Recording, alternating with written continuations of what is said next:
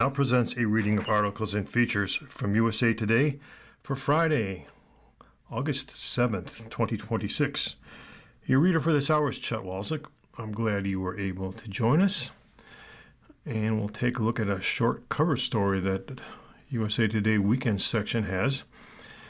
And at the risk of sounding like some kind of grouchy man, this is something that's of a very high concern to me. It's a situation that needs to be addressed and probably won't be. Young e-bike, e-scooter riders' injuries are soaring, as well as collisions with motor vehicles. As electric bikes and scooters become an increasingly common way for young people to get around, injuries tied to the devices are climbing at an alarming rate. New research from Truveta, a health data and analytics firm supported by a coalition of 30 U.S. health systems, analyzed over 12,000 emergency room visits nationwide. The findings reveal that injury rates associated with e-bikes and e-scooters among children and adolescents urged 7.5-fold between January 2023 and May 2026. An increase compared with the rates seen in adults. ER visits related to e-bikes and e-scooters have increased by 671% for children and adolescents, said Karen Farrar, lead researcher at Truveta. Just to put that in context, that's if one patient was being seen in 2023, that's now nearly 8 patients in 2026. The findings also highlight the severity of many crashes. More than one-third of injured patients suffered head or neck injuries, and nearly 7% of child and adolescent visits that were related to e-bike and e-scooter use involved traumatic brain injury, Farrar said. E-bikes are equipped with an electric motor that assists the rider when pedaling, and some models can also provide power through a throttle. How about that? Most states regulate e-bikes using the 3-class system developed by People for Bikes and industry partners to create consistent national classes. This system categorizes e-bikes based on how the motor provides assistance and the bike's maximum assisted speed, helping states determine rider requirements and where different types of e-bikes may operate. California was the first to officially adopt the standardized 3-class e-bike system in 2015. Since then, it has been adopted by most U.S. states. State laws set the groundwork, but individual cities and counties frequently establish their own regulations regarding sidewalk riding, trail access, and speed limits. It's important to verify both state and local rules before biking in a new location. Additionally, federal lands such as National Park and Forest Service areas have varying policies. And these e-bike laws by state, and let's take a look at New York specifically, it's e-bike friendly. There is a 3-class framework adopted. No registration or license, or, think about this, insurance required for standard classes. And the most common injuries incurred by these riders include injuries to the head and neck, were the leading causes of visits to the ER, followed by injuries to the wrist, arms, and shoulders. What we see is very consistent with the national data, said Dr. Brian Coates, a service line medical director for St. Alphonsus Health System. The rapid and severe rise of not just the totality of injuries, but the severity of injuries that we see.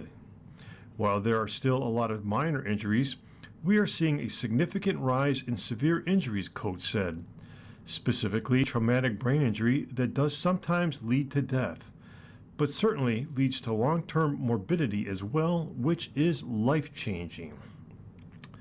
I see more and more of these motorized bikes, and the fact that they are not required to have license or insurance to me is just revolting. So if you are driving a car and you happen to get in a collision with one of these uninsured vehicles, guess whose insurance comes into play? Study. Americans expect future decline in free speech. Just over half of Americans today feel very or mostly free to express their political views, according to a new study by the Knight Foundation. Of the more than 25,000 Americans surveyed between May 4th and May 26th, 72% said they felt very or mostly free to do the same 10 years ago, and 42% said they expected to feel the same 10 years from now.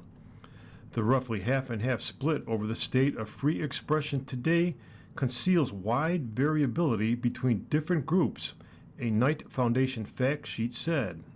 Among Hispanic Americans, for example, the number lowered to 41%, while 38% of black respondents said they felt free to express their political views. Other demographic groups, which the Knight Foundation described as being in crisis, also hovered around 40%, including current students, LGBTQ plus Americans, and adults between the ages of 18 and 24.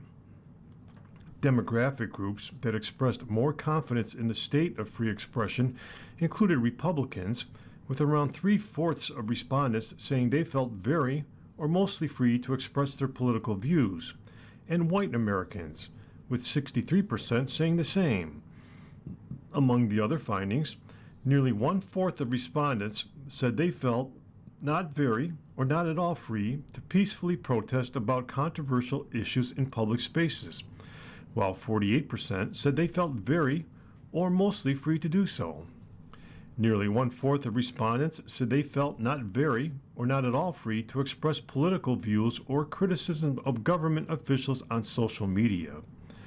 Just over half of respondents said they felt very free or mostly free to create, perform, or display art, music, or cultural works that some might find controversial, while 16% said they felt not very or not at all free to do so.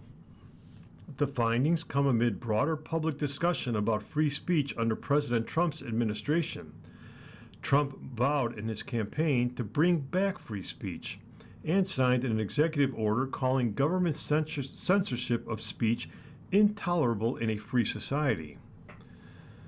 But in October, referencing a separate executive order, he said his administration took the freedom of speech away as it relates to flag burning, which the Supreme Court has long recognized as protected expression under the First Amendment.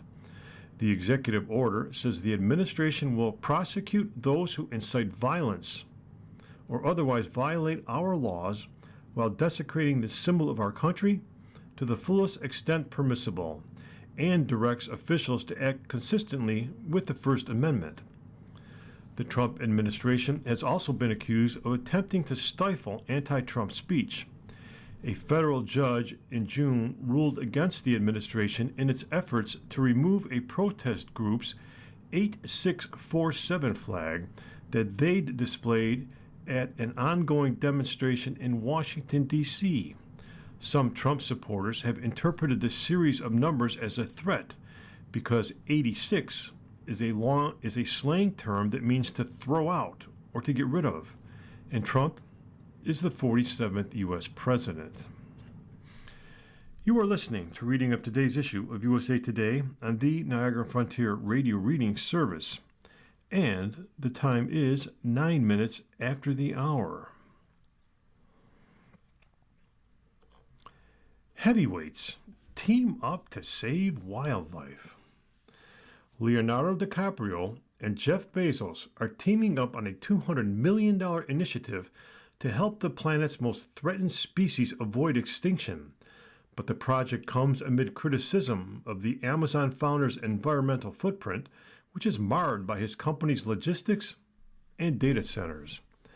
DiCaprio's conservation organization, ReWild, and Bezos' Earth Fund announced the launch of the Phoenix Species Report on August 4th, which will support recovery efforts for 100 critically endangered species across 30 countries.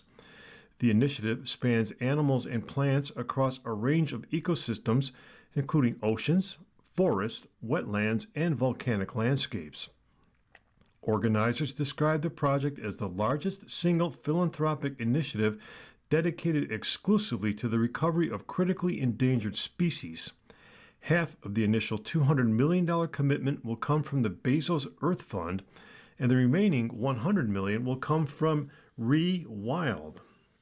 While the initiative adds to Bezos' environmental philanthropy through the Bezos Earth Fund, his broader climate legacy has faced scrutiny.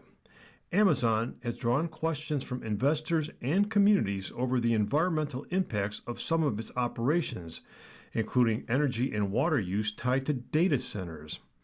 According to Bloomberg reporting, Amazon has more than 900 data centers in more than 50 countries.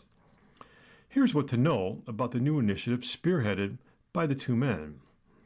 Organizers said the project is designed to move beyond short-term conservation grants by providing sustained funding over multiple years, giving conservationists more time and resources to help species populations recover.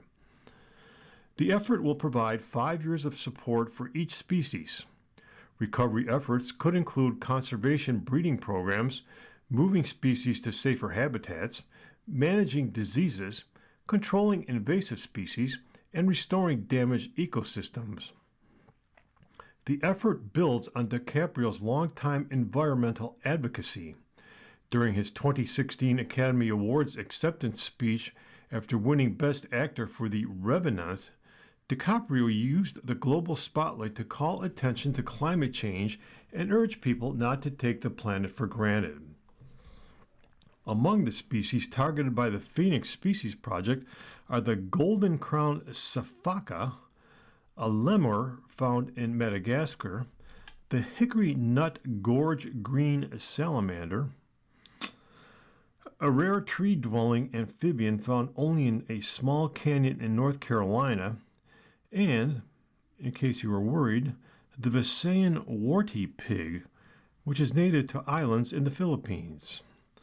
The project also will support lesser-known threatened species, including the bow-mouthed guitarfish, an ancient shark-like ray threatened by the global fin trade, the charco azul pupfish, which became extinct in the wild after its freshwater habitat disappeared in Mexico, and the night parrot, an elusive Australian bird once thought lost for nearly 150 years. The species on the brink of extinction are often the ones that anchor some of the world's most important ecosystems, according to DiCaprio. In response to shareholders' questions regarding the environmental impact of data centers, especially water usage, Josh Weissman, director of infra capacity delivery at Amazon, told Reuters it was increasingly disclosing site-specific water consumption data where we operate. Amazon added that the company was committed to being a good neighbor and continues to invest in efficiency efforts, bringing new energy online and reducing its water use. In addition to emissions and water consumption concerns, data centers, especially those requiring all-night lighting, can disrupt the natural circadian rhythms of animals. According to Environmental Health Sciences, light pollution can hinder migration patterns, reproduction, and feeding habits, as well as confuse and disorient a wide array of species. Facilities that discharge heated water may also harm aquatic ecosystems by reducing oxygen levels and stressing fish and wildlife, the nonprofit states. You are listening to reading of today's issue of USA Today on the Niagara Frontier Radio Reading Service. The time is 15 minutes after the hour. And moving on, RFK Jr. overhauls Head Start rules. And guess what? Changes could face challenges in court. Dateline Washington. The Trump administration is overhauling Head Start, the preschool and child care program relied on by hundreds of thousands of low-income families every year. Health and Human Services Secretary RFK Jr. officially announced the changes on August 6th. He revealed his agency is pursuing a drastic rewrite of the regulations governing the program. The effort, he argued, will cut red tape and make kids healthier. We are removing unnecessary bureaucracy, strengthening nutrition and physical health, trusting parents and local communities, and opening Head Start to hundreds of thousands more children, he said in a statement. But the proposal, which may be challenged in court, has alarmed many of Head Start's staunchest advocates, including Congress. It represents a new, more involved phase in the Trump administration's handling of a long, bipartisan program that's widely popular among Americans. The new plan lifts certain mandates on student-to-staff ratios, which in some schools and daycare centers could lead to heftier workloads for teachers and babysitters. It also scraps certain child transportation requirements, including for school bus monitors, prompting fears of more barriers for parents to physically get their kids to preschool. And it requires that Head Start providers teach primarily in English. At the same time, there will be fresh dietary guidelines, plus a new mandate for physical activity, including 30 minutes of physical activity for every 3.5 hours of classroom instruction. In critics' eyes, throwing out long-standing federal rules about class sizes, special education, staff background checks, and more could risk upending services nationwide and leaving children in unsafe environments. Joel Ryan, the executive director of the Washington State Association of Head Start, said the shift, which is still in its early stages, will erode the quality of programs across the country. It will make classrooms bigger. Kids will have less one-on-one support, especially kids that have significant issues, he said in an interview. I really see this as an effort to dismantle the program. Alex Adams, one of Kennedy's deputies, said on a call with reporters this week that the new proposal will simply allow local providers to make local decisions. He stressed that Head Start providers will be subject to state and local regulations, and just because they'll have fewer federal rules to follow doesn't mean they should ignore what works for them, he said. Flexibility is permission. It's not a mandate, he said. The opportunity for these programs to make a different decision does not necessarily mean they must make a different decision.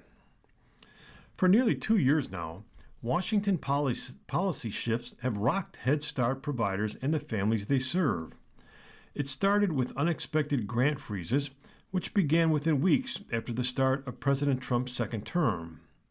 Then, the federal government abruptly shuttered 5 field offices and laid off scores of staffers in the Office of Head Start. Now, HHS is taking a different approach. Kennedy repeatedly cites the fact that his uncle, Sergeant Shriver, helped found Head Start. He touted this week that he protected the program from draconian cuts last year. The program works, he told reporters during a virtual briefing. It's really important that we protect it. HHS will publish its full proposed rule today, after which there will be a 60-day public comment period. In recent days, Senate Republicans have shrugged off rumors of the changes. Amid an Attorney General confirmation fight and disputes over how to spend their last week before the August recess, several told USA Today they haven't followed the issue very closely. Others have expressed wariness. Senator Thom Tillis, Republican of North Carolina, said he explored reforms to Head Start at the state level when he was Speaker of his state's legislature years ago. He said he hopes the Trump administration is mostly streamlining the program rather than deregulating it. Just walking away and turning a blind eye toward it, I don't think that would be a good idea, he told USA Today. Senator Jim Justice, also a Republican from West Virginia, warned that though he supports making improvements, the program is already helping a lot of kids who benefit phenomenally. When we start tweaking with stuff, a lot of times we can make it better, he told USA Today. But there are ways we can make it worse, too. And here's a story with something I'll bet you never thought of. I never thought of it, but let's find out. Rodeo skills help save man from drowning. When a man was swept away in the Yellowstone River and left clinging to a cooler in a fast-moving current, 14-year-old Jory Thomas did not hesitate. The Montana teen grabbed a lariat, relied on rodeo skills he'd practiced for months, and helped pull the struggling man to safety in a rescue that has since earned statewide recognition. Thomas was camping with his family near Gray Cliff, Montana, reported local television stations, when a raft struck a bridge pillar and threw several people into the river. While most made it safely to shore, one man was unable to escape the powerful current and began calling for help. Armed with a 12-foot lariat he had brought on the trip, Thomas rushed into the water, roped the man on his first attempt, and pulled him safely to shore. The dramatic rescue earned him honors from local law enforcement and recognition from Senator Steve Daines, who named him Montanan of the Month. The rescue happened around 5 p.m. on July 5th, Sweetgrass County Sheriff Alan Rosenberg confirmed. A group was rafting near a bridge that crosses the Yellowstone River when the raft struck one of the bridge's pillars, ejecting the people on board. All but one individual was able to swim to shore, Rosenberg said. One man remained, stranded in the river, holding onto a cooler and yelling for help as the current carried him downstream. Thomas witnessed the incident and immediately ran to his family's vehicle to retrieve a lariat, a rope commonly used by cowboys and ranchers to catch livestock. He then entered the river, looped the rope around the struggling man, and pulled him safely back to shore.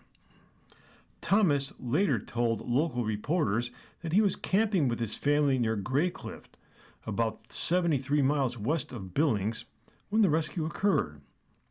According to local media, 4 people were thrown into the river. The current was pretty fast then, and he was moving pretty quickly, Thomas told the TV station. Only thing I could focus on was helping him get out of the water because I did not want to see anyone go in front of me. The teen ran through waist-deep water to get close enough for a throw. First instinct, I thought, was to try and rope him and drag him out before he gets too far down the river, he said. Luckily, I caught him on the first try. Thomas then pulled the man through chest-deep water and guided him to shore. First responders arrived to assist. His grandmother recalled the teen's reaction to what had happened. He comes up and he said, "I think I just saved a life," she said. Thomas said he only began roping cattle this year, but has spent countless hours practicing.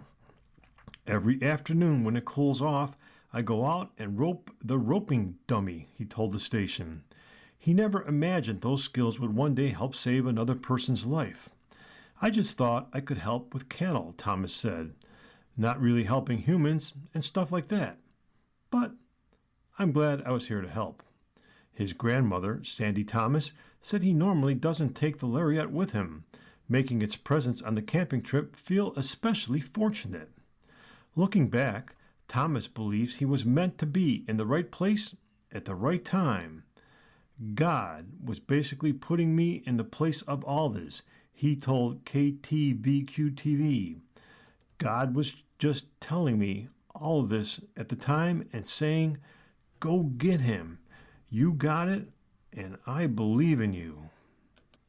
That's a pretty cool story, isn't it? Yeah, what a kid. And there's a picture of him here. He's a rather slight-looking young man, but certainly has some roping skills that were in the right place at the right time. And as he said, God put him there. And we continue with the USA Today. Turning to the opinion section. And we have a piece written by Ingrid Jacques. Ms. Jacques is a columnist at USA Today. And here's another one that hits home with me. Stick shifts are dying, and we are driving this. For those of you who read my columns regularly, well, thank you. You are aware I usually stick to politics. I am going to shift gears for this one, literally. I recently came across this headline in the Washington Post. The death of the stick shift is almost here. It wasn't completely news. I've noticed the dearth of manual transmissions in newer vehicles for years, but I had hoped there was enough demand left that it would not disappear.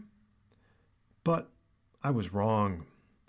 According to a 2025 Environmental Protection Agency report on automotive trends, less than 1% of new vehicles made for the U.S. market are manual transmissions.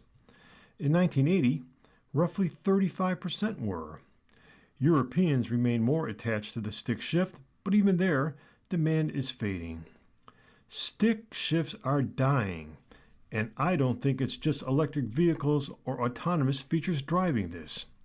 It's that more of us have started treating driving as an interruption, something that happens between checks of our phones rather than an experience in its own right.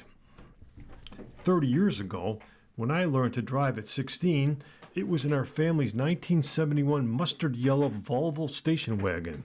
It definitely had a stick shift, one with a mind of its own. It wasn't always easy, but what my dad told me turned out to be true. If you can drive this, you can drive anything. We also had a 1962 Corvair convertible growing up, which my brother and I both drove around town.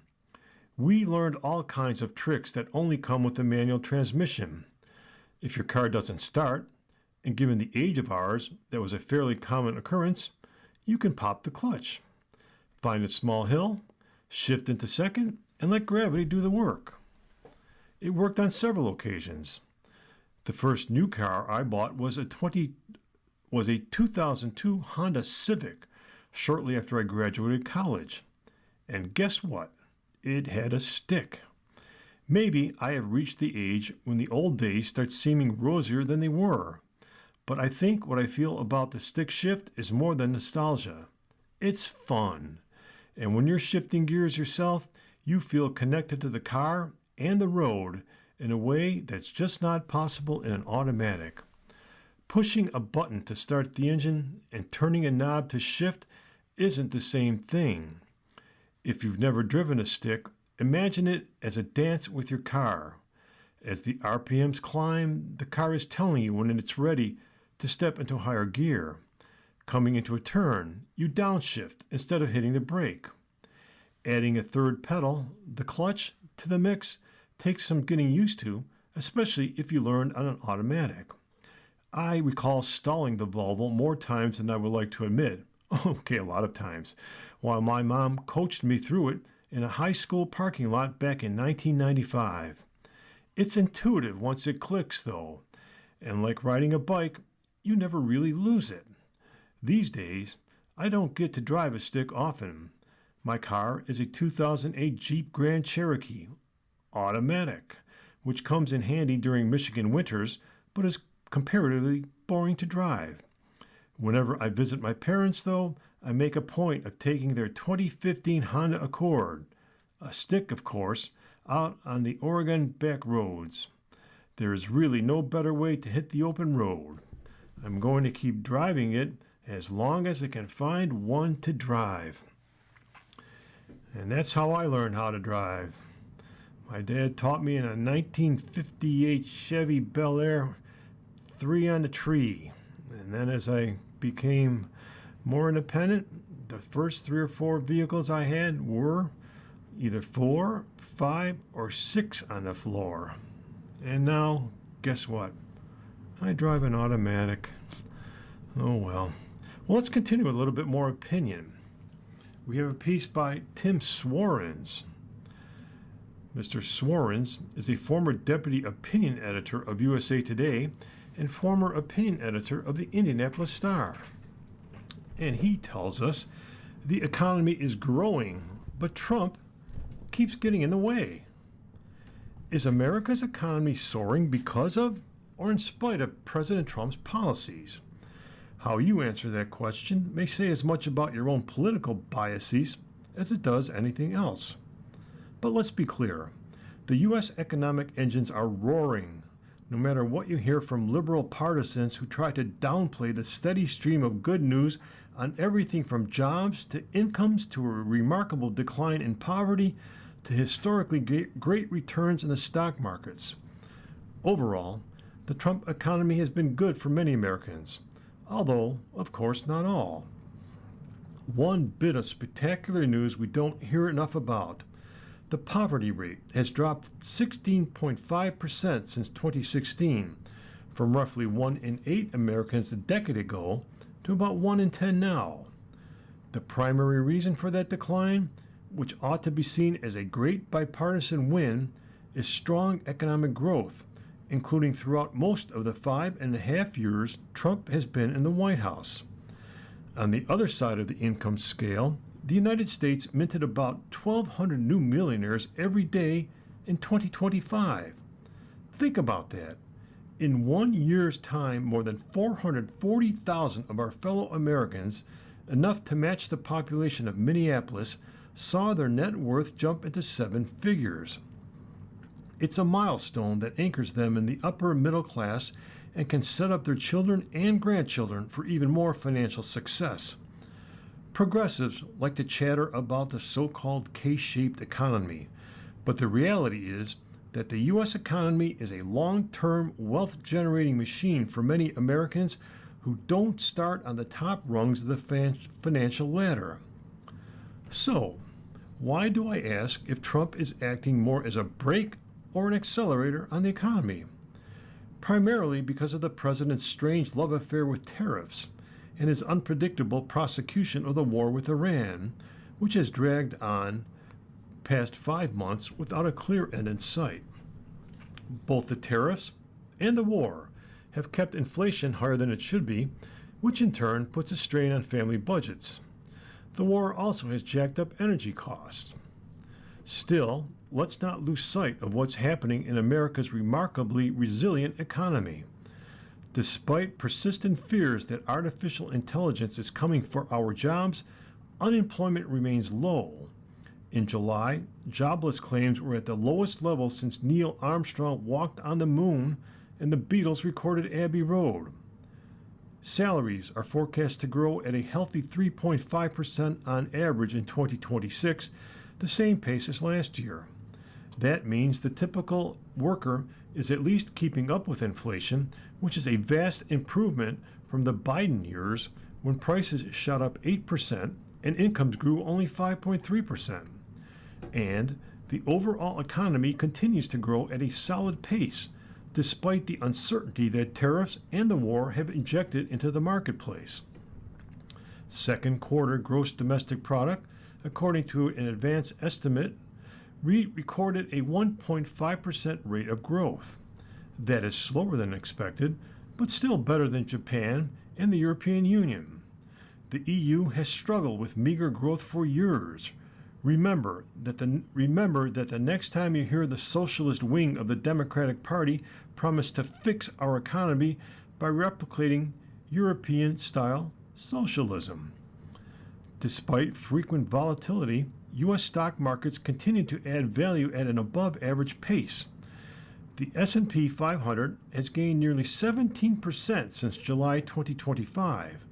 The growth reflects strong profits across a variety of sectors, and it means a hefty measure of added wealth for the more than 60% of Americans who own stocks.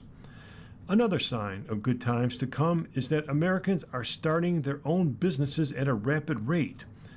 The Economist recently reported that almost 500,000 new businesses have been launched each month since January 2024. Sure, not all of them will succeed, but widespread entrepreneurship is an encouraging trend that in the long term will accelerate growth in the middle class and beyond. The president and his supporters look at all of these facts and holler, "Yay us!" But, as is so often the case with Trump, his bad impulses erode the good decisions he makes. The U.S. economy is healthy and growing, but it would be even stronger if the president got out of the way. And how about that? A USA Today piece that is pretty much complimentary of President Trump. Interesting change. You are listening to reading of today's issue of USA Today on the Niagara Frontier Radio Reading Service. The time is 35 minutes after the hour, and we transition to the money section for Friday, August 7th. And as we have come to learn, the Friday money section should be called Travel and Tourism. So let's get some travel and tourism news. A piece written by Kathleen Wong, USA Today travel contributor. Language fear stops some from traveling. Is it Barcelona with an S sound or a th? If you don't say Edinburgh with berg, then it's burr or baru. Do you start Fouquet with an F or a P? These are the types of pronunciation questions many travelers have when it comes to visiting different places. We have all been there, a new language in a new destination, or even a variety of the same one, such as Mexican Spanish versus Castilian Spanish, that can stir embarrassment and apprehension. In a May survey by Omio, 54% of 2,000 U.S. adults said the fear of getting it wrong has stopped them from booking a trip. It's not just place names either. 47% said they'll avoid ordering food items if they can't confidently pronounce them. Even domestic destinations like New York's Skaneateles and Poughkeepsie can trip travelers up. These concerns can also lead to travelers missing out, with 33% of respondents saying they're more likely to stick to destinations they know how to pronounce. 1 in 5 said they perceive some destinations that feel difficult to pronounce to be more complicated and stressful to navigate. But many want to broaden their horizons, with 61% of travelers in the survey saying they want to improve their pronunciation skills.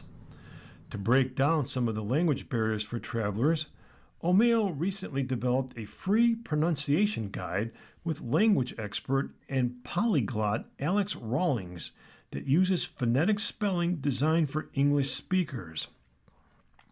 We just put so much pressure on ourselves to be perfect, pronouncing names and words that we've never heard before in our life.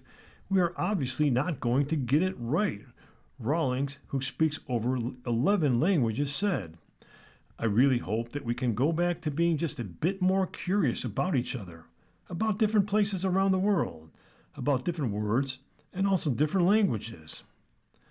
Taylor Beal has had her fair share of struggling with pronunciation.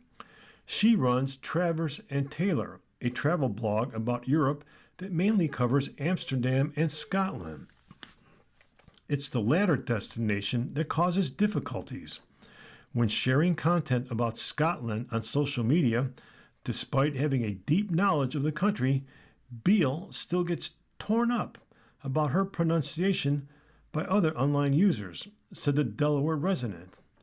It's just like there's all these different ways to pronounce it that are correct, or they're not correct. And it's like, oh, you must not be from there. I'm like, well, clearly I'm not from there. It doesn't mean I don't know this city or anything like that, Beal said. While mispronunciation doesn't stop Beal from continuing on her European journeys, she does acknowledge holding back on saying the name of a town in a conversation. I feel like, as an American, you're always going to butcher it, she said. I know that I find myself saying, I know that's not how you pronounce it. Travelers turn to various tools to help overcome their language barrier. Beal said she often Googles the pronunciation of place names or pays close attention to how locals say it, although even that can differ from person to person. In the survey, 39% of respondents said they turn to YouTube, and more than one-third use AI tools and search engines. Omio's pronunciation guide is meant to be a starting point for hesitant travelers to build confidence.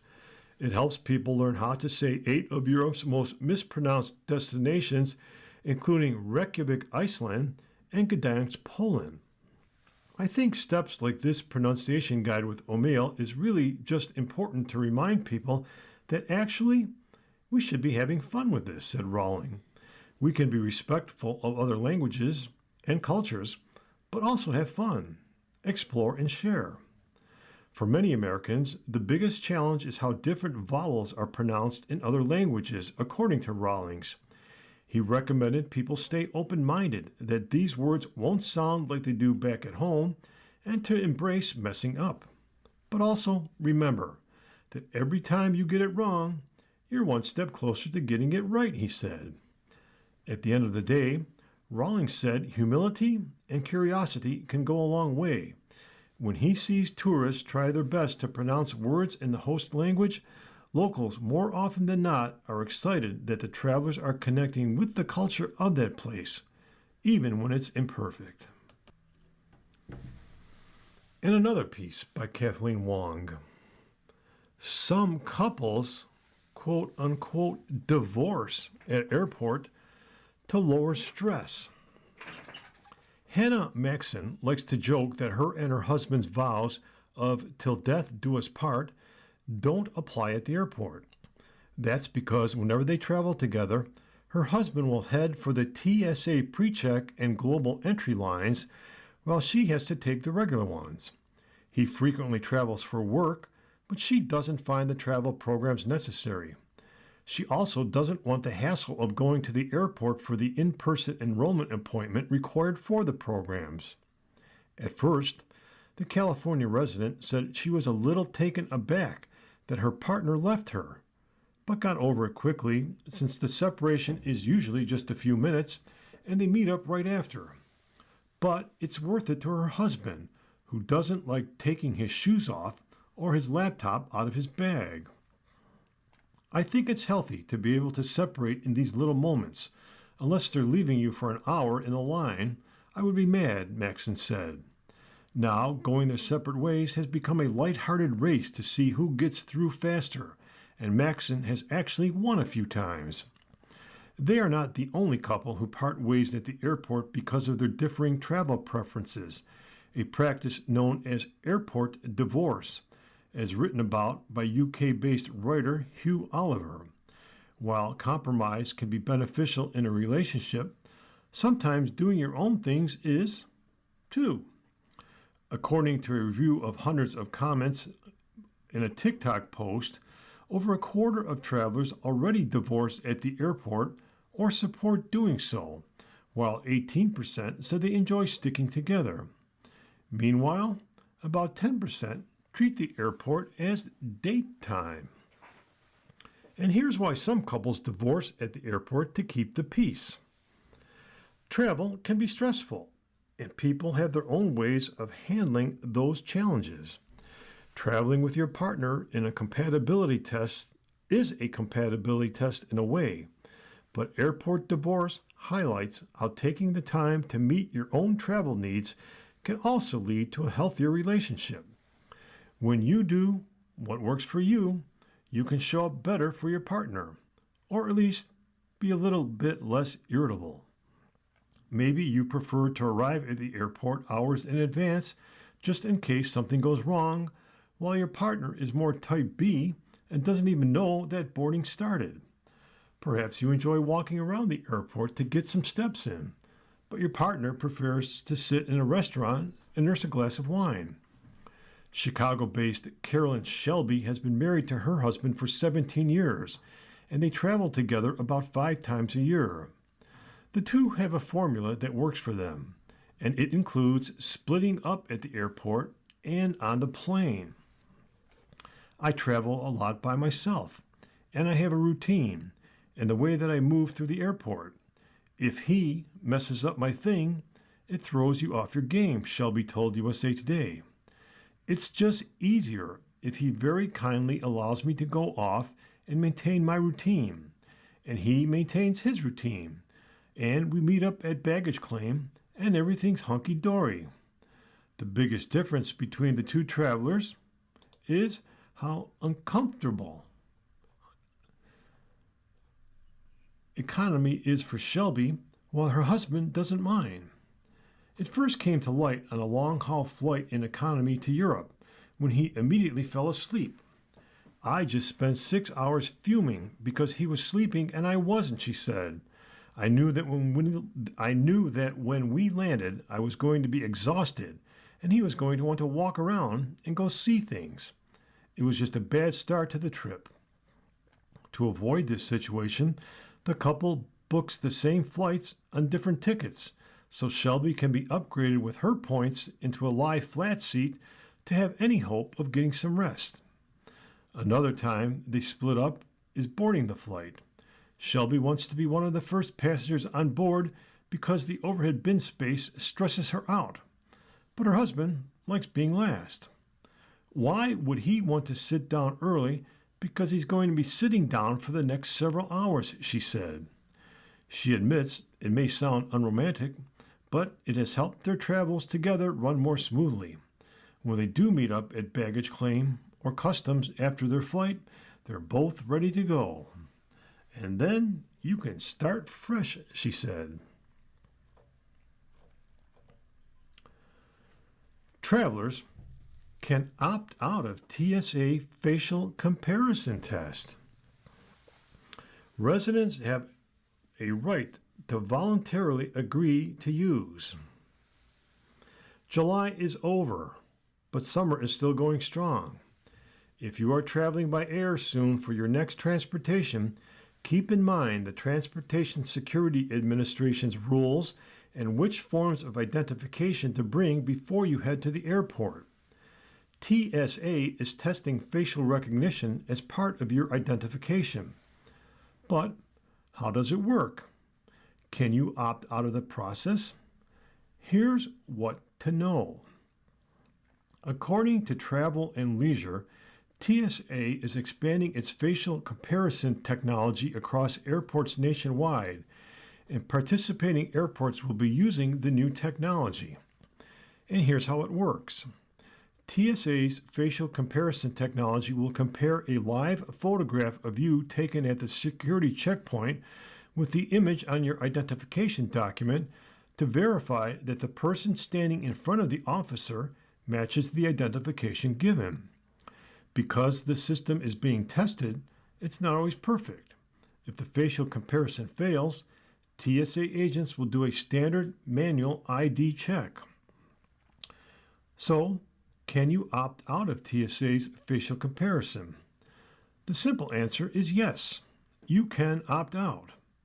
According to Travel and Leisure, travelers have rights, including the right to opt out of facial scans. TSA's website says a traveler can voluntarily agree to use their face to verify their identity during screening when presenting their physical identification or passport. So, luckily for you, it won't cause any delays if you choose not to use their facial comparison technology. However, if you opt into the new facial comparison technology, the photo is deleted immediately after a positive identity check is complete. And make sure to have these acceptable forms of ID. If you do not have a real ID, here are some backup IDs you can show to TSA to avoid the $45 headache. Other acceptable forms of identification include U.S. passports, U.S. passport cards, foreign passports, permanent resident cards, and border crossing cards. A temporary driver's license is not acceptable for traveling domestically. You are listening to reading of today's issue of USA Today on the Niagara Frontier Radio Reading Service. The time is 49 minutes after the hour, and we continue with the money/travel/tourism section. Cruising's Tender Spots. Written by Nathan Diller, USA Today travel columnist. Some guests in wheelchairs may have to stay on the ship in these cruise ports. Corey Lee has been on dozens of cruises, but has only been able to visit a tender port once. On a visit to Grand Cayman during a 2024 trip with Disney Cruise Line, Lee, who uses a wheelchair, was able to board and disembark the tender, a small boat used to ferry guests between an anchored cruise ship and the shore via a portable ramp. On other occasions, however, the tender ports were not accessible, as the process often involved crossing a large gap between the tender and the ship and descending stairs into the boat. I mean, it's really frustrating just to see everyone else going ashore and having a great time on shore excursions, and then I'm kind of stuck on the ship with just minimal staff and trying to make the best of it, Lee, an accessible travel blogger, told USA Today. While there are perks to having much of the ship to himself, he's missed out on visiting places like Qatar, Montenegro as a result. That would have been a new country for me, and I had never been to Montenegro, and I would have loved to be able to visit, but it just wasn't possible. Accessibility is just one feature that makes tender ports different from standard stops during a cruise. And here's what to know. Cruise ships use tenders for a variety of reasons, according to Suzanne Guthrie, a travel agent. Some harbors are too shallow for large vessels. In other ports, there are protected reefs or other environmental restrictions, and some lack a pier large enough to accommodate the ship. On a typical 7-night itinerary, guests may encounter one or two tender ports, she said in an email. Tenders are commonly used throughout the Caribbean, smaller European islands, and some scenic destinations where large cruise ships cannot dock directly at a pier. Along with Grand Cayman and Kotor, those stops include Bonaire, St. Bart's, Cabo San Lucas, Santorini, and others. However, some may tender while others dock depending on port conditions, the ship size, and other factors. When I visited La Spezia, Italy in July during a cruise aboard Royal Caribbean's Legend of the Seas, which can carry just over 5,600 guests, guests had to take short tender rides to and from shore. Due to current water depth limitations, Legends of the Sea uses tender operations, a standard and well-established practice that enables guests to enjoy the destination safely and comfortably. Cruise lines typically share information about tender operations the night before the stop or early that morning. Passengers booked on shore excursions typically receive priority access. During my stop in La Spezia, I gathered with other guests in the ship's theater shortly before 8 a.m., was seated with my tour group and given a number. When our number was called, we made our way to the gangway together to board the tender boat. Passengers exploring on their own may need to pick up a tender ticket depending on the cruise line and the port. Tender rides often last around 5 to 20 minutes. While Guthrie said tender ports are often some of the most beautiful and memorable destinations, there are some potential downsides. For starters, tender boarding can slow down disembarkation. During busy times, this process can sometimes add significant time before guests are able to go ashore. Windy weather and rough seas can also make the tender rides uncomfortable or rule them out altogether. If the captain determines conditions are unsafe, the port visit may be canceled entirely. When it comes to accessibility, Lee said the easiest way to get the most accurate information is to just call the cruise line and ask them which ports of call are docked versus tendered. He also recommended joining Facebook groups or other online communities of cruisers with disabilities where travelers can get first-hand accounts. For any travelers heading out and about, it's important to take note of the final tender time, which may be quite a bit earlier than the cruise's departure time. Guests generally do not need tender tickets for the return journey. However, they will need to scan their stateroom keycard when entering or exiting the ship. Guthrie also noted that tender lines can be long at the end of the day and recommended arriving at the tender pier between 30 and 60 minutes earlier than you think you need to. You are listening to reading of articles and features from USA Today for Friday, August 7th. on the Niagara Frontier Radio Reading Service. We will return for more readings after this short break. Your reader has been me, Chet Walczyk. I was glad you were able to join us. I was glad I was able to provide hopefully some information and entertainment for you. And I hope you have a great weekend. Oh my, August already. But lots of summertime weather left. Let's enjoy it. Take care. We'll see you next time. Coming up next in the Niagara Frontier Radio Reading Service, we have History Magazine from our friends at Mind's Eye. At 2 o'clock is episode number 2 of We the Women by Nora O'Donnell.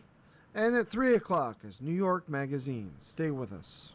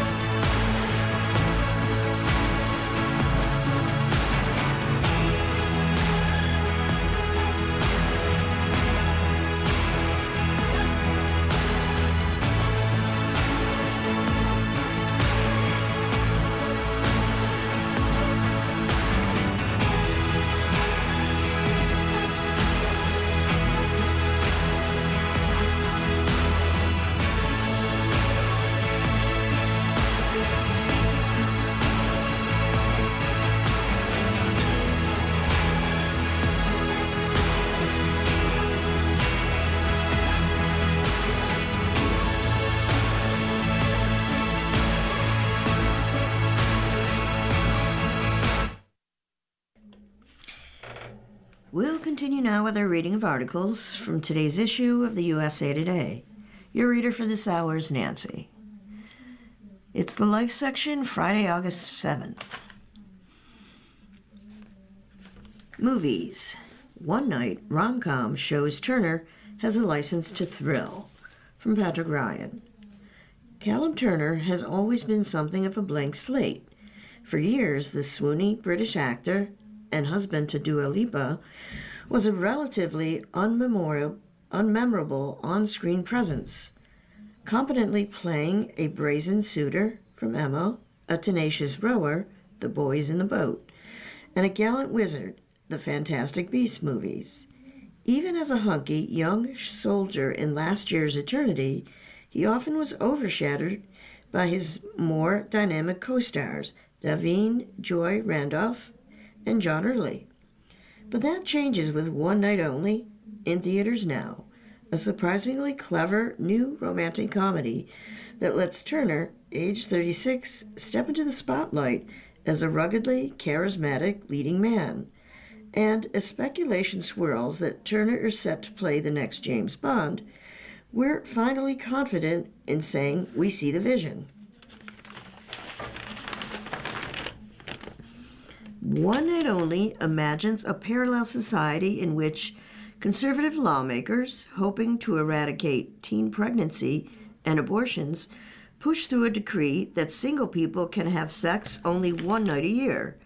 Although the high-concept premise has sparked mass confusion on social media, the film ingeniously explores the possible implications of such a law. Think black market condoms and surge pricing on babysitters and escorts. Though many singles rebel against having their bodies policed, the gruffy, sentimental Owen, played by Turner, a New York pizza shop owner, is in no rush to hop in the sack. That is, until his girlfriend, played by Maya Hawke, asks to sleep with another man, leaving Owen with 12 hours to shag and no one to spend them with, save for the equally stubborn Allie, played by Monica Barro. Turner has a delightful knack for physical comedy, whether he's being zip-tied to a tree during a hookup gone wrong or fleeing a bodega with contraceptive contraband. But more importantly, for a potential 007, he has an intoxicating combination of mischief and bone-dry wit, filing zingers back at Barbero with the precision of a Grand Slam master.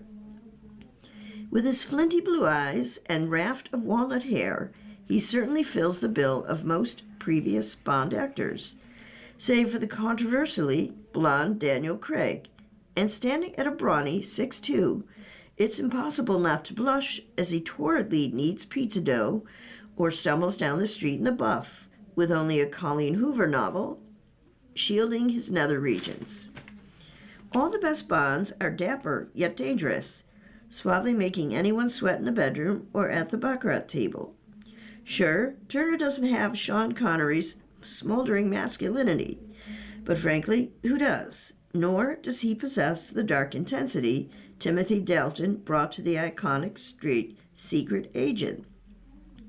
And after more than 6 decades of exclusively white actors playing Bond, new franchise producers Amy Pascal and David Heyman would be wise to once again shake up the public's stale perception of the character. Might we suggest fellow heartthrobs Dev Patel or Kingsley Ben-Adir? But if it's indeed Turner who is cast, the beloved series will still be in good hands. George Clooney, who directed The Boys in the Boat, already has endorsed the dashing up-and-comer, recently telling The Hollywood Reporter that Turner would make a great Bond. He's tall and handsome and charming and British, so he's the perfect guy to do it. And in case you think that One Night Only is an anomaly, Turner has steadily built an impressive resume as of late, showing a performer who is eager to take risks and expand his horizons. In the eerily hypnotic Rosa Nevada, the actor evokes a young Tim Courtenay, or Paul Newman as a bewhiskered, red-blooded fisherman caught in a time loop. Meanwhile, he's deliciously loathsome in the desperate-to-provoke rosebush pruning, which finds him going full Saltburn as a lusty, manipulative recluse. Both films are in select theaters now. Debbie McWilliams, a former casting director for the Bond franchise, has said Hollywood hotshots, such as Turner, shouldn't play 007 because we already know so much about them. The actor has coyly denied being offered the role. But with his latest trio of movies, he has proven not only that he can shapeshift, but he also has an impish playboy quality that could reinvigorate the series after 15 years of Craig's gritty, grizzled super spy. Turner, Callum Turner, has a nice ring to it, eh?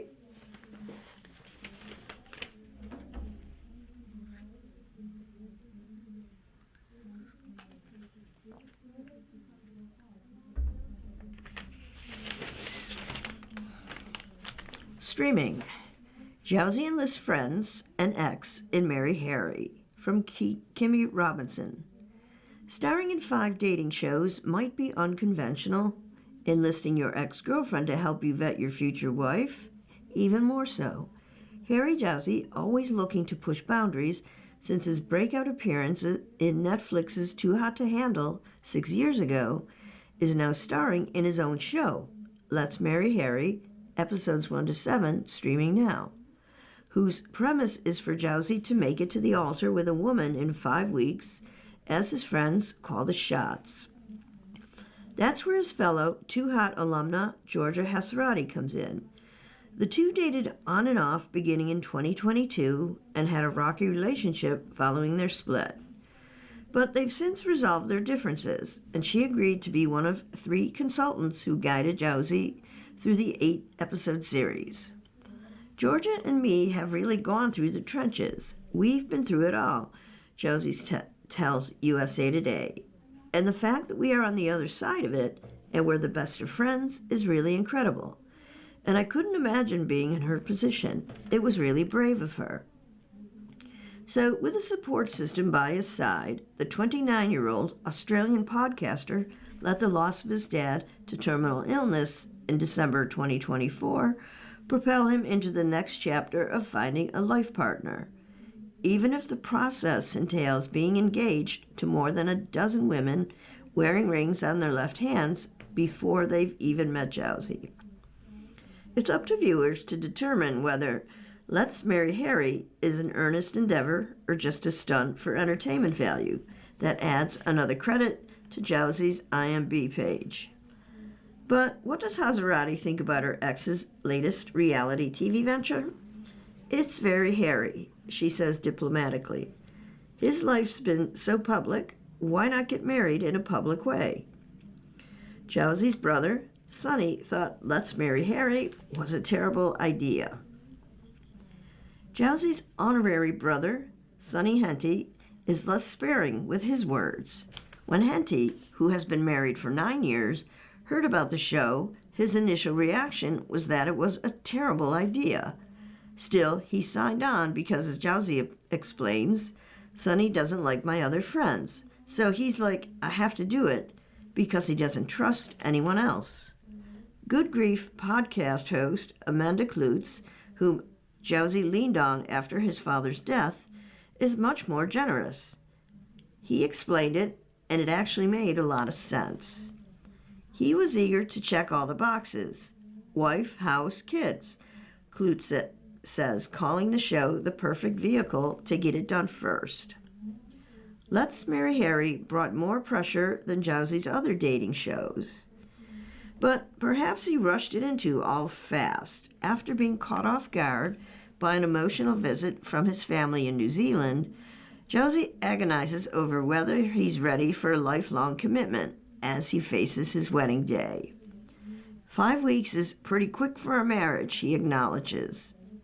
Jowsey also found that being a leading man for the first time, and in fact the only eligible bachelor featured in the cast, to be the most pressure ever. He was always in an ensemble cast on earlier shows, including Perfect Match, for which Hesserati appeared in an earlier season, MTV's Match Me If You Can, and even Dancing with the Stars. If someone's going to make a mistake, it's going to be me, Jousey says. There's no other guys there to point at, like, he kissed the wrong girl. It's all my decision and me being a silly sausage. The Let's Marry Harry finale releases on Netflix Wednesday, August 12th.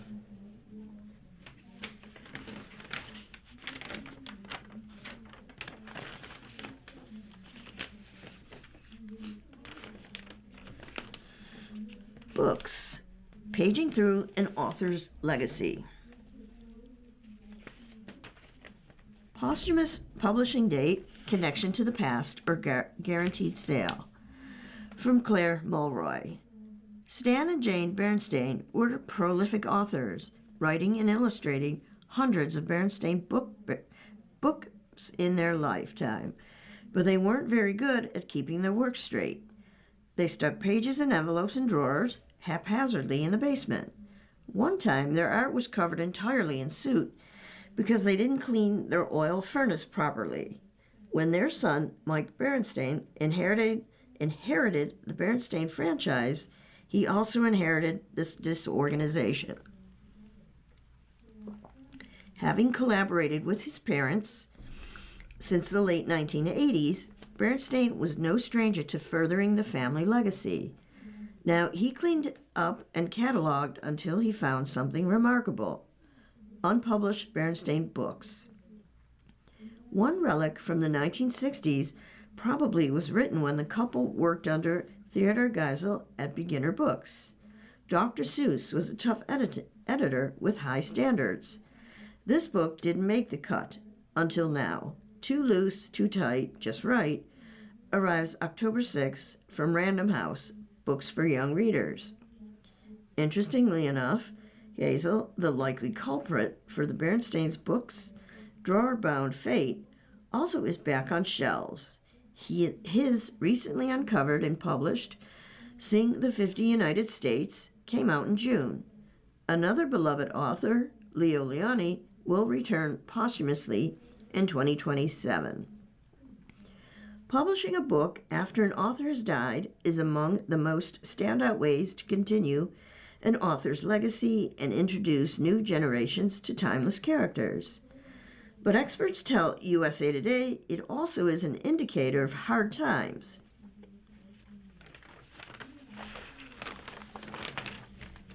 For the publishing industry, which is hungry to make new money off familiar names. Posthumous books represent a desire for nostalgia and guaranteed bestsellers. Though print sales were up for the second year in a row in 2025, declining literacy and leisure reading rates have publishers scrambling to keep Americans turning the pages. Nostalgia sells. Oh, the Places You'll Go, a beloved children's book and perennial graduation gift, sells more than 1 million copies every year, according to Random House Children's Book, data shared with USA Today. According to Leonard Marcus, a children's book historian, critic, and author, classics are a given sale, even in times of economic hardship.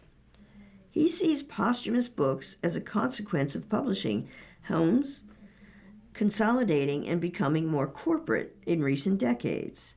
Today, marketing and copyright are king. Celebrity books and classic books are sort of a twin phenomenon from this point of view because they're the two most familiar kinds of books that publishers can sort of count on to be recognizable in a big box store, Marcus says. Publishers in that culture are looking for marketing hooks for anything they do. It's the first question that gets asked at a sales conference when new titles are being presented. What is the book? So if you can say, I have a new book by the author of Where the Wild Things Are, that's publishing gold. Mallory Lohr, president and publisher of Random House Children's Books, says feeding the backlist, previously published works, is key. It doesn't have to be with posthumous books. Sometimes it's new editions with fresh designs. You need new things coming out, new iterations coming out, because it brings people back, she says. But you also have to be thinking about what does this new generation need? What is this new generation of parents looking for? Seuss also sells. More than 800 million Dr. Seuss books have been sold, with 10 million out the door each year, according to Random House Children's Books. The Grinch and The Cat in the Hat are evergreen in their relevance to pop culture. Memes, Hollywood costumes, and holiday decorations. The world is telling us they're still really excited and interested, Lore says. When publishers found Sing the 50 United States as a completed but unpublished manuscript in archives, they made careful decisions about who would ghost as Geisel to finish the illustrations and which colors he would have used. Geisel's widow, Audrey, oversaw earlier posthumous works, What Pet Should I Get? And Horse Museum. She died in 2018, but even without a Geisel at the helm, publishers felt his instructions were specific. Today, for us, we're looking at what is there. Is there enough guidance for us to execute Ted Geisel's vision? Says Kathy Goldsmith, Geisel's longtime art director.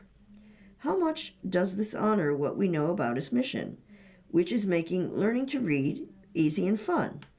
And how well can we execute his vision without speaking to him? Should we resurrect the dead? The ethical debate of posthumous works.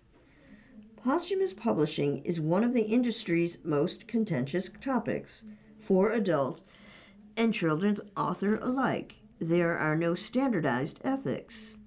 Lore prefers to follow the wishes of those managing the author's estate. Somebody didn't publish it, but neither did they burn it or say, please don't publish it, she says. If somebody had ever left instructions like, I never want this published 100%, you don't.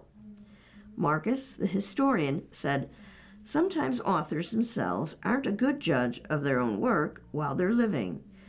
There needs to be wiggle room in ethical debates. You just don't want to have something wonderful lost because the person who created it had an absolute abhorrence of having work published posthumously, Marcus says. But it only works when the people who are taking the project on are qualified to do it and have the best interest of the book at heart. With celebrity authors, he remains skeptical. Having written about 3,000 children's book reviews in his career, he doesn't buy that these are now instant classics. There's a temptation to go with material that may not be first-rate just because it's guaranteed a sale. Philip Nell, a character children's literature scholar and author of several biographies and analysis of Seuss, also echoed this skepticism about Sing the 50 United States, which some have theorized was a scrapped song for the Cat in the Hat songbook. You could look at the new book in the context of Seuss the businessman, but Seuss the artist was a perfectionist. He wouldn't publish stuff that he felt was inferior. So Seuss himself, I don't think, would approve of this at all, Nell says. Carrying the torch through new uncovered works. In other cases, posthumous publishing threads generations and allows family members to connect with their late loved ones. For example, Marcus helped facilitate a posthumous work from his late wife, author Amy Schwartz. It would have been such a waste for the manuscript of 100 Things I Love About School to stay in a drawer. But now this tribute to her legacy is a really happy example of what can happen. Bernstein remembers asking his parents what they were working on in the studio in the house as they developed storyboards on a bulletin board. Finishing Too Loose, Too Tight, same as the other Bernstein Bears books he has written, takes me back to that period of my childhood. I try just not to mess it up too bad, Bernstein says. I try to continue on the way it was in terms of its intention, its values, the kind of art it does, the quality of the writing, the kind of humor that's in it. Annie Liani is another steward in a similar position, the granddaughter of four-time Caldecott honor-winning Leo Liani. About a year before he died, he gave her a high-concept draft, intending it to be published. About 30 years later, How to Make Paper Mice finally arrives in fall 2027 in collaboration with illustrator Oj Mora. Before he died in 1999, Leone asked Annie to protect and promote his work. She takes the job seriously. She's careful not to put words in his mouth. She handles licensing, contracts, merchandising partnerships, new derivative books, and much more. She refers to herself as a nice version of Elvis Presley's manager. The whole experience is a learning curve, she says. There's no guild or union or school to teach you how to manage a famed author's legacy. Most of the derivative books I think are great. There have been a couple that, in retrospect, I'm less fond of, and I have to chalk them up to learning experiences, Leone says. I think that was true for Leo, too. Probably anybody who makes stuff of any kind or makes decisions, certainly on behalf of somebody else, is going to think twice and not always make the right choice. You're listening to a reading of today's issue of USA Today on the Niagara Frontier Radio Reading Service. The time's 35 minutes after the hour.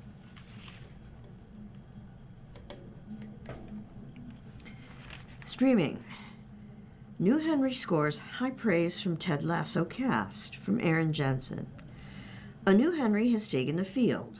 Grant Feely, age 14, made his Ted Lasso debut as the titular character's son in the season 4 premiere of Apple TV's Emmy-winning comedy, Wednesdays Weekly. He takes the role over from Gus Turner, who portrayed Henry in the series' first 3 seasons, 2020 to 2023. Deadline reported in March 2025 that Ted Lasso was looking to recast Henry. USA Today reached out to reps for Apple TV and Warner Brothers TV, a producer of the show, for comment. He has a tremendous amount of poise for such a young fellow. Jason Sudeikis raves of his on-screen son. I was never a child actor. I was more of a child smartass. But he's still a kid. And if the premiere is any indication, Feely's Henry might have more of a prominent place in storylines going forward. In the first 3 seasons, Henry remained in the United States during Ted's stint as the transformational coach for AFC Richmond men's team. But in season 4, the soon-to-be middle schooler and Ted's ex-wife, Michelle, played by Andrea Anders, agree to move across the pond so Ted can coach Richmond's women's team. When taking a job as an assistant manager at a Kansas City grocery store to make up for lost time with Henry, Ted overcorrected, Sudeikis acknowledges. But I don't think that's helping his heart at all. Therefore, I don't know if it's the best situation for Henry. Brendan Hunt, a series co-creator who also plays the wonderfully quirky Coach Beard, compliments Feely's strong and subtle acting. We can see him thinking, which is such an essential part of camera acting, Hunt says. He's just really talented and a good hang. While Sudeikis and Hunt stayed mum about Henry's role this season, Feely teased in a 2025 interview with Birmingham Parent magazine that he had to practice a lot of soccer for this role. At the series' New York premiere, August 4th, Feely revealed the audition process differed from other roles he'd gone out for. I was a fan of the show before I even got an audition for it, so I was obviously very pumped to get that, Feely told USA Today. But it was funny because typically when I get a role or when I audition for a role and they like me, they'll have multiple callbacks. But it was really weird because I did the audition and then 3 months passed with nothing. And then randomly I was getting flown out to LA for the final 3. I did a chemistry read with Jason Sudeikis and Brendan Hunt. and that was really fun. The Georgia-born Feely previously portrayed Luke Skywalker in the 2022 Disney Plus limited series Obi-Wan Kenobi, and appeared in the 2023 horror flick Five Nights at Freddy's and its 2025 sequel. Since departing Ted Lasso, Turner has appeared in Netflix's adaptation of Lord of the Flies, released in May, and portrays young Charles Trask in the platform's Imagining of East of Eden, slated to premiere this fall.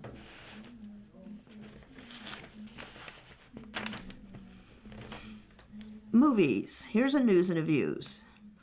Add New Day to Spider-Man's Widening Web, from Brian Truitt. What's better than one friendly neighborhood movie, Spider-Man? 3 of them. Tobey Maguire wore the mantle of the beloved Marvel Comics superhero for 3 movies in the 2000s. Andrew Garfield donned the web shooters for 2 films, and Tom Holland has been fully entrenched as the resident Spidey of the Marvel Cinematic Universe for a decade. Holland's 4th solo show, movie, Spider-Man Brand New Day, in theaters now, catches up with a young hero as he reconnects with old friends and gets used to a new status quo fighting crime in New York City. So, how does the Web Swinger's latest adventure compare with his other cinematic outings? We're ranking every Spider movie from worst to best. Pro tip, with the exception of Brand New Day, all are streaming now on Disney+. Number 9, Spider-Man 3, from 2007. Tobey Maguire's Peter Parker going emo and dancing weirdly, a downside of being infected by an alien entity, is one of the biggest knocks against the final chapter in Sam Raimi's Spider trilogy. It's horrendously bad, but so is most everything here, especially its villains. Topher Grace is terrible as Venom, and James Franco's new Green Goblin goes from archenemy to Spider Alley in haphazard fashion. Number 8, The Amazing Spider-Man 2, 2014. Director Mark Webb didn't learn the important lessons of Spider-Man 3 because he also has antagonist issues. Jamie Foxx's Electro is a nerd-turned-foe come to life through bad CGI, and Dane DeHaan looks like a reject from The Lord of the Rings as an oddly elfish Green Goblin. The biggest sin, though, following up the comic's tragically iconic tale involving Gwen Stacy, played by Emma Stone, and one really nasty fall. Number 7, The Amazing Spider-Man, 2012. The execution wasn't great, but at least Mark Webb's first superhero foray tried different things. Having Gwen be the love interest rather than Mary Jane, tying Peter's dead father, played by Campbell Scott, into the science that gave Peter his powers, and giving the hero a non-villain figure, in this case Gwen's overprotective cop dad, to complicate his life. That said, Andrew Garfield's super dude is too broody to be any fun. Number 6, Spider-Man, Far From Home, 2019. Puppy love and summer flings abound when Tom Holland's Peter Parker goes on a school trip to Europe to spend quality time with his crush, MJ, and instead is thrown into a few international incidents. Even with Peter lamenting the loss of his mentor, Tony Stark, high school hijinks keep the storytelling lighthearted, while Jake Gyllenhaal makes an over-the-top splash as enigmatic supervillain Mysterio. Number 5, Spider-Man, 2002. Tobey Maguire was 26 when he played high school Peter, so thankfully he moves into college pretty quickly. But for the most part, his first outing as Spidey is a pretty successful one. Watching him fly through Manhattan is still rousing more than 2 decades later. His relationship with Mary Jane spawned an iconic on-screen kiss, and William Dafoe is entertainingly hammy as the insanely over-the-top Green Goblin. Having the most fun, though, is J.K. Simmons as joyously cranky newsman J. Jonah Jameson. Number 4, Spider-Man, Brand New Day, 2026. Tom Holland's young hero grapples with adulthood as much here as he does a mysterious new antagonist. Peter yearns to tell his love, MJ, what she means to him, even if she doesn't remember him, thanks to a magic spell. But that's just the beginning of his troubles, as his body and powers are going through major changes from his hairy arachnid DNA, and a formidable foe pops up who can possess anybody they want. Number 3, Spider-Man, Homecoming, 2017. The third time is indeed the charm.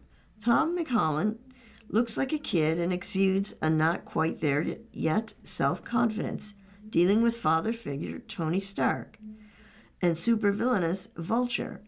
The do-gooding is effective, but the best stuff is when Peter is being a normal teen around best friend Ned, school crush Liz, and resident jerk Flash, giving Homecoming the young adult film the MCU has needed. Number 2, Spider-Man 2, 2004. Sam Raimi's second Spidey set the gold standard for superhero movies back in the day and still holds up. With the origin story out of the way, the sequel digs into the emotional stakes of doing the right thing. Peter becomes estranged from love Mary Jane and best friend Harry, and loses his powers because of a nervous breakdown. Alfred Molina melds Shakespearean tragedy with mechanized tentacles as the fabulous Dr. Octopus. And the scene with Spidey using super strength, lots of webbing, and pure grit to stop a speeding train is an all-timer. Number 1, Spider-Man, No Way Home, 2021. The emotional and satisfying conclusion of this teen-orientated trilogy featuring Tom Holland's hero also clearly pays off aspects of Tobey Maguire's and Andrew Garfield earlier Spider films. As a trio of web swingers team for a rousing climax, plus old bad guys like Alfred Moline's Doc Ock, Jamie Foxx's Electro, and William Dafoe's Green Goblin show up in a stirring story about second chances that begin a whole new story via one monumental sacrifice.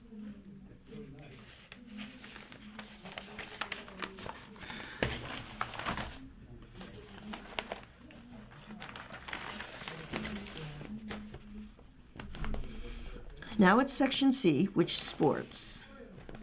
Gen Z suddenly sees Notre Dame in a new light, from Matt Hayes. Would you look at that? The inevitable has arrived and transcended time. Old is new again.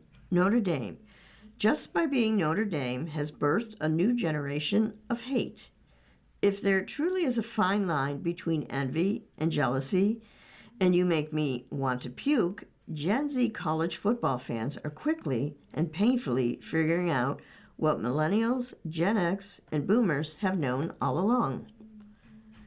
There are different rules for Notre Dame because no one, not Ohio State, not Texas, not Alabama, not even the entire big bad sack moves the needle quite like the Irish. Love 'em or hate 'em, there's nothing else like them. But this new generation of hate doesn't care about the minutiae of the how and why, especially when its visual quickly turns visceral. They see, they hate. They don't care about when.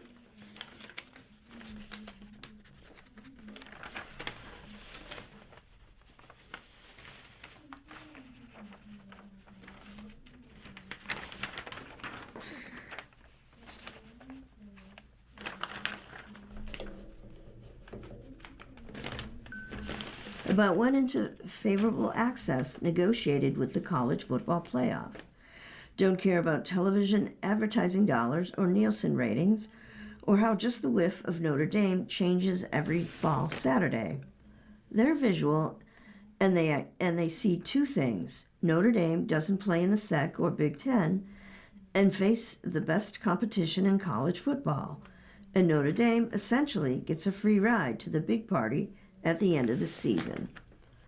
They see Notre Dame independent schedule that begins with 8 body bags before Miami shows up in South Bend on November 7th. A schedule that includes the 4 worst teams from the ACC in 2025: North Carolina, Stanford, Boston College, and Syracuse, and 8 home or neutral site games. And don't kid yourself, those neutral site games are Notre Dame home games for the fanatical horde of Domers who follow. They see the unveiling of the preseason USLBM coaches poll on August 4th and see Notre Dame planted at number 5 and are forced to accept the reality that its path to the college football playoff is a layup line. They see an Ohio State schedule that, from the middle of October until Thanksgiving weekend, includes games at Indiana and Southern Cal, and Oregon and Michigan at home. That's 4 top 16 teams in the preseason poll.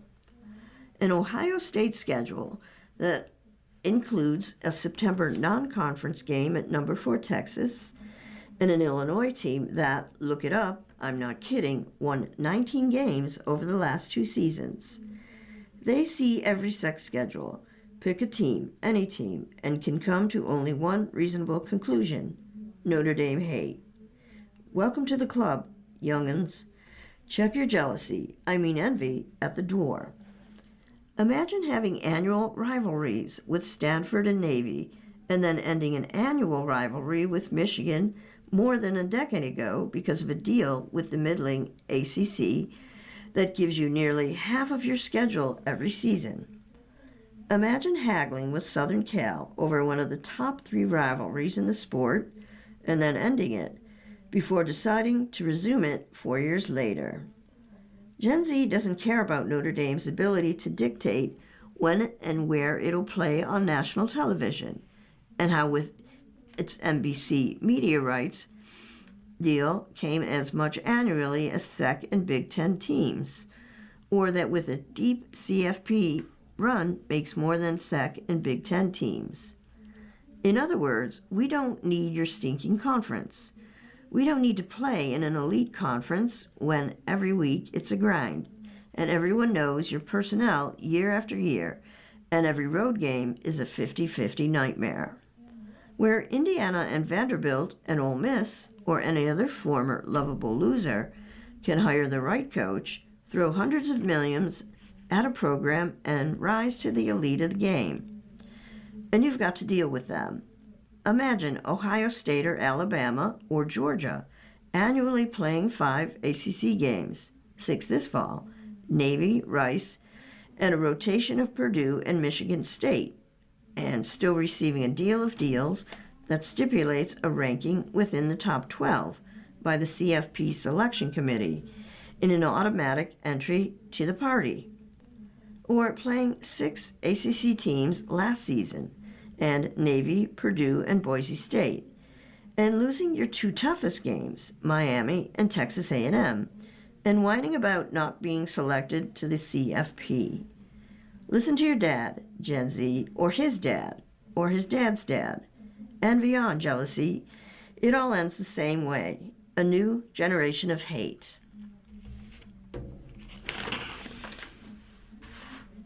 You've been listening to a reading of today's issue of the USA Today on the Niagara Frontier Radio Reading Service. The time's 55 minutes after the hour.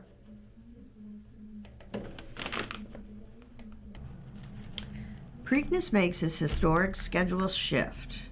From Mark Giannotto. The Preakness Stakes is moving dates and will be held on a Sunday for the first time in its history in 2027 as part of the latest shakeup to the horse racing calendar. Maryland Governor Wes Moore and the Maryland Jockey Club announced the changes in conjunction with a new multi-year broadcasting agreement with NBC during a news conference held on August 5th, about 48 hours after organizers behind the Kentucky Derby and Belmont Stakes revealed they had not included the Preakness in a new 6-race series to determine the nation's top 3-year-old racehorse. That's set to debut in 2027. The 152nd Preakness Stakes is now scheduled to be held in the late afternoon, early evening on Sunday, May 23rd, at a renovated Pimlico race course in Baltimore. It's 8 days after the event's traditional third Saturday in May, date and 3 weeks after the Kentucky Derby, as Preakness organizers try to encourage more horses to attempt the Triple Crown Gauntlet. We have successfully secured the future of Preakness here in the state of Maryland for decades to come, and I'm delighted that the Maryland Jockey Club has renewed its media partnership with NBC and Peacock as we enter this exciting new era, Moore said in a statement. The continuation of this relationship and the new schedule ensures optimal and accessible coverage for everyone from horse racing experts to casual fans, as our administration continues making historic investments and leveraging the iconic race as a cornerstone of Maryland's history, culture, and economy. The changes come in the wake of debate and uncertainty surrounding how horse racing determines its top accomplishment, particularly in light of the alternative recently created by Churchill Downs and the New York Racing Association.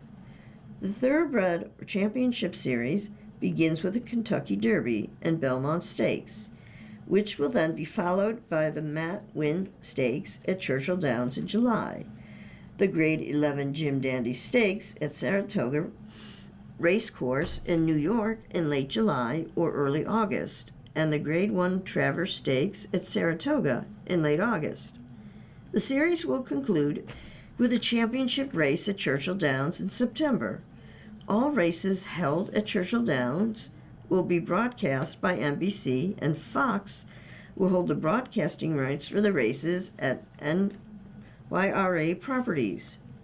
Churchill Downs Inc., the parent company that owns the Kentucky Derby, announced in April it had reached a definitive agreement to acquire the intellectual property rights to the Preakness Stakes for $85 million, beginning with the 2027 edition of the race. But Moore announced on July 30th that the state had exercised its right of first refusal and matched the offer made by Churchill Downs Inc. 3 of the last Kentucky Derby winners, including Sovereignty in 2025 and Golden Tempo in 2026, have skipped the Preakness due to the evolution of training methods and horse safety concerns in recent years. The Preakness Stakes has traditionally been the second race of horse racing's Triple Crown and held in between the Kentucky Derby and Belmont Stakes. Maryland Jockey Club President and CEO Bill Knopf said in a statement he hopes the date change opens the Preakness to potential participants who use modern training methods. Our focus is to preserve the tradition of horses running back in the Preakness and to enhance participation in the Triple Crown races, Knopf said. We acknowledge the great history of the traditional Triple Crown spacing between races, but recognize that change must always be examined. This is common in all professional sports. Now is the time for the Preakness. The Maryland governor previously told reporters the decision by Churchill Downs, Inc. and the NWRA to start with a 6-series race without the Preakness Stakes validated why this needed to be in Maryland's hands. Let's be clear, Moore said.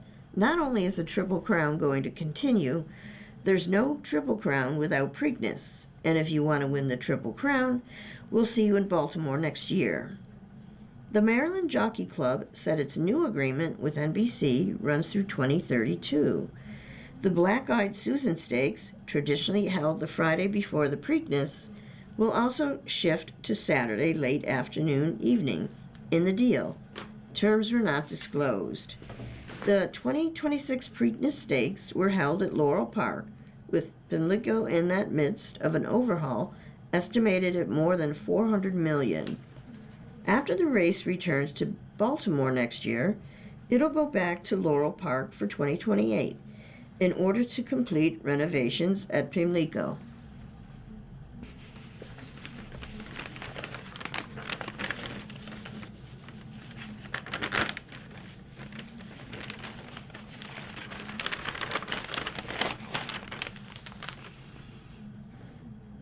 Women's basketball. Team USA features Clark for the World Cup. From Mitchell Northam. The roster is set for the U.S. women's national basketball team ahead of its next major tournament. On NBC's Today Show on August 5th, Team USA Managing Director Sue Bird unveiled the 12-player unit that'll head to Berlin in less than a month to compete in the 2026 FIBA Women's World Cup.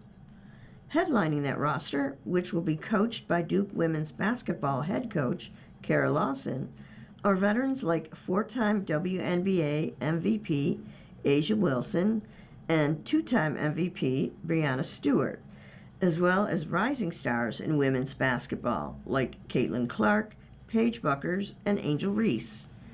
This is an incredibly talented group that has earned the opportunity to compete in Berlin, Bird said in a statement. Wearing a USA jersey is a privilege, and I know these 12 players will embrace that responsibility as we go after another gold medal. I can't wait to see what this team accomplishes together. Team USA has won 9 of the last 12 FIBA World Cups, including 4 straight. Wilson was the MVP of the 2022 tournament held in Sydney, Australia. After averaging 17.2 points and 7.5 rebounds per game. This will be the first time Wilson plays for Team USA since Lawson took over as head coach last September. The nod for Stewart marks her 4th World Cup appearance, making her just 3 players to play in that many for Team USA. Bird played in 5 and Diana Taurasi 4. Clark, Buckers, and Reese will play for the senior U.S. national team in a second time. They featured for Lawson at the World Cup qualifying tournament in March at Puerto Rico. Clark was named MVP after averaging 11.6 points and a tournament best of 6.4 assists per game, while leading the Americans to a 5-0 record. Here's the full roster for Team USA at the 2026 FIBA World Cup in Germany. Caitlin Clark, Indiana Fever. A'ja Wilson, Las Vegas Aces. Angel Reese, Atlanta Dream. Paige Buckers, Dallas Wings. Ryan Howard, Atlanta Dream. Kelsey Plum, Phoenix Mercury. Kalia Copper, Phoenix Mercury. Jackie Young, Las Vegas Aces. Breanna Stewart, New York Liberty. Nafisa Collier, Minnesota Lynx. Alia Boston, Indiana Fever. Chelsea Gray, Las Vegas Aces.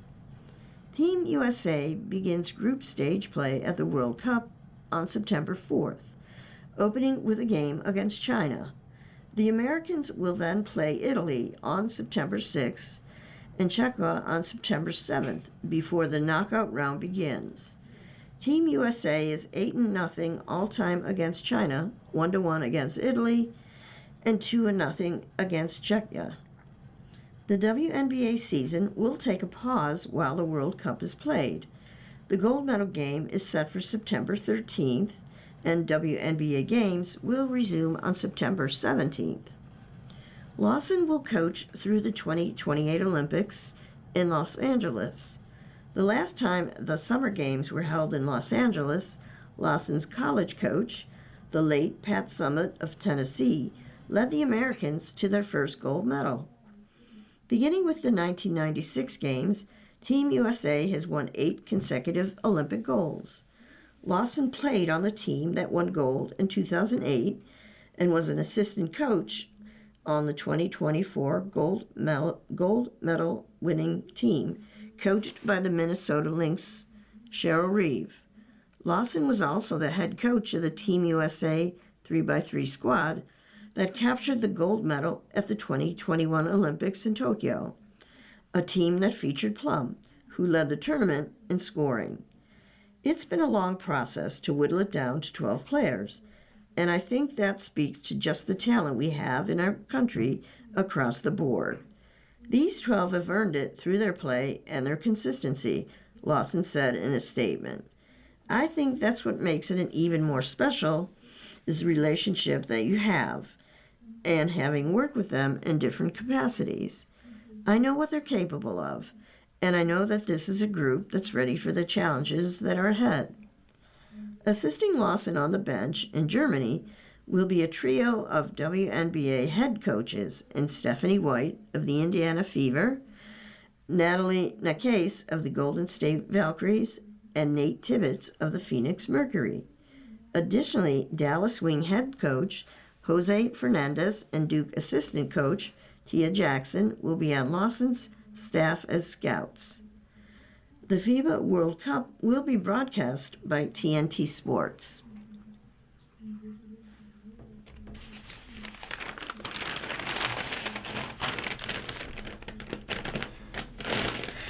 The PGA Tour. Why Young uses a pause in his swing, from Adam Shuppick. To pause or not to pause, that's the question. Cameron Young's idiosyncratic swing with its pause at the top has drawn its share of supporters and haters. It started as a drill that he and his father and swing coach, David, would do on the driving range. The purpose? To eliminate any rerouting or sideways movement of the club in transition. Through the years, it has become more pronounced and noticeably longer than it was during his college years at Wake Forest. It's not a pause, wrote golf instructor Jim Labutta on Facebook. It's control. What looks like a pause is actually perfect timing. The backswing fully completes. The lower body is already starting to shift. The upper body stays patient for a split second. That tiny separation is everything. It creates sequence. It creates space. It creates effortless speed. Most amateurs rush from the top and throw everything at the ball at once. Cameron Young does the opposite. He lets the swing transition before he fires. Young, age 29, is enjoying a breakout season, including a win at the Players' Championship in March, and has vaulted to third in the world. He came into the Wyndham Championship as the pre-tournament favorite. His fundamentals are solid, but not everyone agrees that his hesitations at the top of the swing is something to copy. He makes it work, but in the history of the game, only a handful of players have been able to pull off that move. Among them, Cary Middlehoff, the winningest player on tour in the 1950s, Nancy Lopez, who dominated the LPGA for much of the 70s and 80s, and more recently, Hideki Matsuyama, the 2021 Masters champion. Legendary pro Tommy Armour devoted a chapter in his 1954 instruction book entitled How to Play Your Best Golf All the Time to making a hesitation at the top of the backswing to stop from rushing, improve transitions, sequencing, and gain control of the club before starting the downswing. But some teachers advocate no transition. Golf's most repeatable swings, from Calvin Peete to Lee Trevino to Ben Hogan, don't have a top because the lower body is going forward first before the club gets to the top. But there's no arguing that Young is swinging his swing, and he's been able to make his distinctive pause work.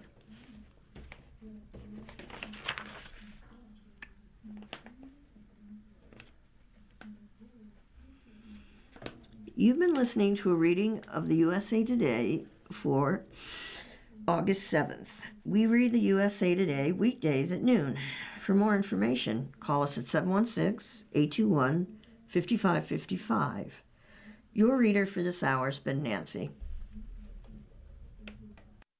Coming up next on the Niagara Frontier Radio Reading Service, we have episode number 5 of Wayward Girls by Susan Wiggs. Following that, at 3 o'clock is New York Magazine, and at 4 o'clock, a re-airing of today's Buffalo News. Stay with us.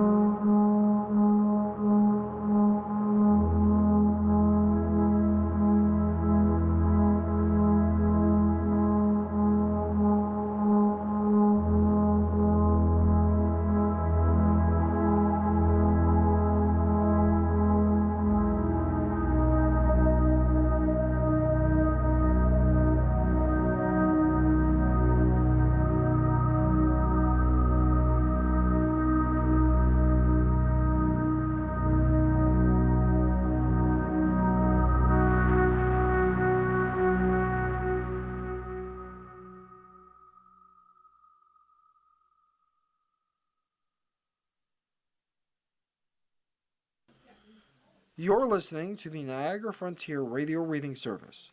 Radio reading serves people who are blind or have a print disability throughout Western New York and Southern Ontario's Niagara Peninsula. From its broadcast studios at 1199 Harlem Road in Cheektowaga, just north of Clinton Street.